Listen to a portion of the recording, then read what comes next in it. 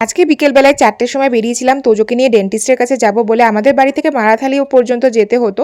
তো সেইজন্য একটু তাড়াতাড়ি বেরিয়েছিলাম। 5টা 15 সময় আমাদের নাম লেখানো ছিল। তো তোজোর যে প্রবলেমটা হচ্ছে সেটা হচ্ছে ওর দাঁতে সিল করা ছিল 8টা দাঁতে। তার মধ্যে একটা দাঁতের ক্যাভিটি ভীষণ ডিপ ছিল। তো ডক্টর বলেছিল সেটাতে পরে সমস্যা হয়তো হতে পারে। তো সেটাই হচ্ছে ওই মাড়িতে একটা পিম্পলের মতো বেরিয়েছিল, যেটা আমরা প্রথমে অতটা বুঝতে পারিনি। তারপরে দেখছি সেটা আস্তে আস্তে একটু বড় হচ্ছে আর পুঁজের মতন হচ্ছে। অ্যান্টিবায়োটিক খাওয়ার পরে একটু কমে গেল। অ্যান্টিবায়োটিক যখন শেষ হলো তখন দেখছি সেটা আবার বেড়ে গেছে। তো সেই জন্যই ডক্টরকে আমরা দেখালাম আর ডক্টর বলল রুট কানাল করতে হবে। তবে এই যে ডক্টরের কাছে এসেছি সে হচ্ছে বাচ্চাদেরই ডেন্টিস্ট। সেই জন্য যে প্রসেসগুলো সে ফলো করে সেগুলো একদম বাচ্চাদের জন্য পারফেক্ট হয়, বাচ্চাদের সেরকমভাবে কষ্টও হয় না। তো এখানে আরসিটির সমস্ত প্রসেসই করা হবে, শুধুমাত্র ওকে ইঞ্জেকশন দিতে লাগেনি, মাড়িতে যে ইঞ্জেকশনটা দিতে হয়।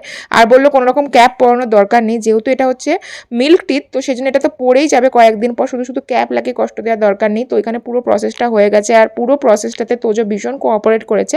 নেক্সট সিটিং আছে নেক্সট উইকে আবার।